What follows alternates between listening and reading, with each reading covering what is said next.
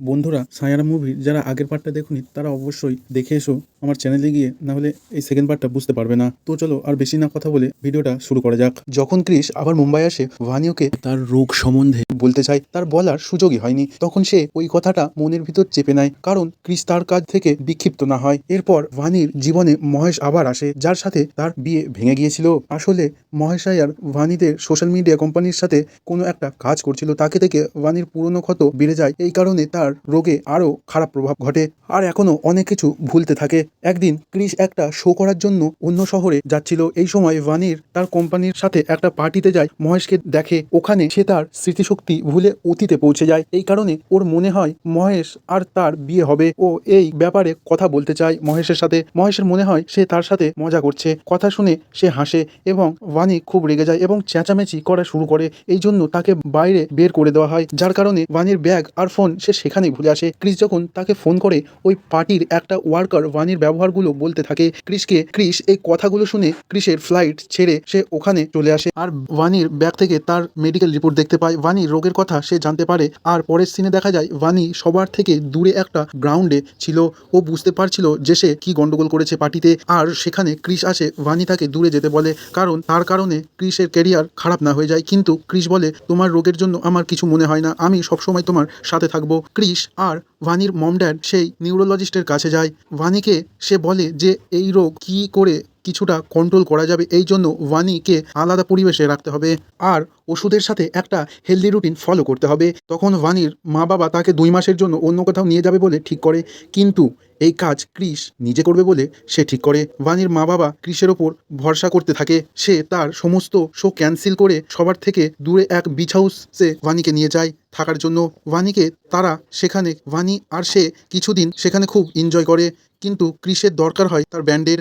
এই জন্য ভানি তার কাজ শুরু করতে বলে। তারপর একদিন ক্রিস একটা কনসার্টে যায়, আর ভানিও তার সাথে আসে। সেইখানে মহেশ আয়ার ও ছিল, কেননা সেই শোটা সে স্পন্সর করছিল। তারপর ক্রিস স্টেজে যায়, আর ভানি ওখানে মহেশকে দেখতে পায়। আবার সে ওর অতীতের ঘটনাতে চলে যায়। এখানে মহেশ জানে না ভানির রোগের ব্যাপারে, আর সে ভাবছিল ভানি তাকে আজও ভালোবাসে। এই কারণে সে তার থেকে সুযোগ নেওয়ার চেষ্টা করছিল, আর সে ভানিকে একটা ঘরে নিয়ে যায়। অন্যদিকে যখন ক্রিস ভানিকে না দেখতে পেয়ে সে তার শো ছেড়ে ওই ঘরে চলে আসে, আর সে মহেশকে খুব মারতে থাকে। কিন্তু ভানি এখনও ওর অতীতের ঘটনাতেই ছিল, আর ক্রিসকে চিনতে পারছিল না। এই জন্য সে মহেশকে মার খেতে দেখতে পায়। সে খুব রেগে যায় আর ক্রিসের ওপর চাকু চালিয়ে দেয়। তখন ক্রিস তাকে যা হোক করে সামলায় আর সেই বিচ হাউসে নিয়ে যায়। কিন্তু ভানির মনে হতে থাকে সে কি করেছে। এখানে ক্রিস উদাস মনে পরের দিন একটা মিউজিক তৈরি করে, আর ভানি আসলে সেখানে সে বলে এই মিউজিকটা সে তার বন্ধুর জন্য বানিয়েছে, কেননা তার গার্লফ্রেন্ড তাকে ছেড়ে অনেক দূরে যেতে থাকে।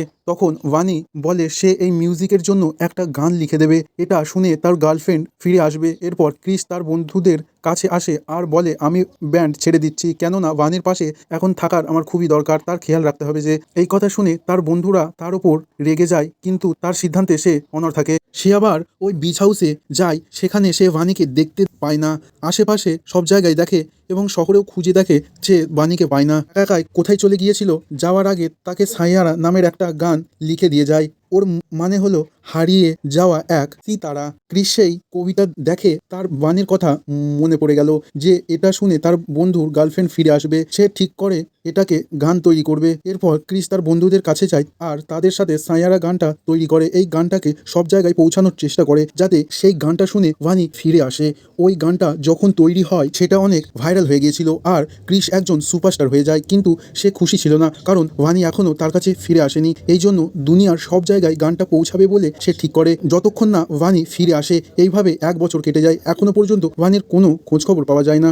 একদিন সব থেকে বড় শো করার জন্য সে লন্ডনে যায়। সেখানে কেবি একটা স্টেডিয়ামের স্ক্রিনে মিউজিক প্লে করা শুরু করে, যারা তাদের গানে ভিডিও করেছে। একটা রিলে ভানিকে দেখতে পায়, সেটাকে দেখে ক্রিস এবং সবাই অবাক হয়ে যায়। তখন খোঁজাখুঁজির পর তাকে পাওয়া যায় সেই রিলটা মানালির এক জায়গার। ক্রিস সেখান থেকে সোজা মানালিতে চলে যায়। সে সেই রিলটার ব্যাপারে জিজ্ঞাসা করতে করতে একটা মহিলার আশ্রমে চলে যায়। সেখানকার রিসেপশনিস্ট তাকে বলে ভানি এখানে 1 বছর ধরে আছে, তার স্মৃতিশক্তি অনেক কমে গেছে। সে অনেক দিন আগে ক্রিসের জন্য একটা লেটার লিখেছিল। সে যখন বুঝতে পারে সে মহেশের কারণে ক্রিসের ওপর আঘাত করে, তার তখন খুব কষ্ট হয়। তার মনে হয় সে তার রোগের কারণে ক্রিসের জীবন নষ্ট করছে।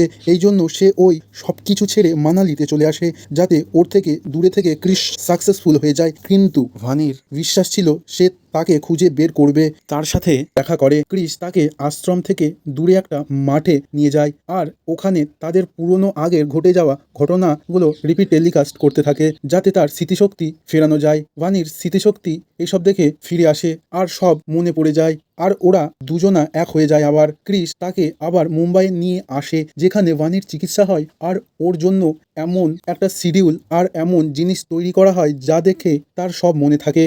তারপরে ওরা বিয়ে করে নেয়, আর ক্রিস ভানিকে নিয়ে লন্ডনে শোতে যায়, আর সবাইকে সে তার সফলতার কথা বলতে থাকে। কেমন লাগলো ভিডিওটা অবশ্যই তোমরা কমেন্টে জানিও। Thank you for watching. আরও নতুন নতুন ভিডিও পাওয়ার জন্য চ্যানেলটি অবশ্যই সাবস্ক্রাইব করে রেখো।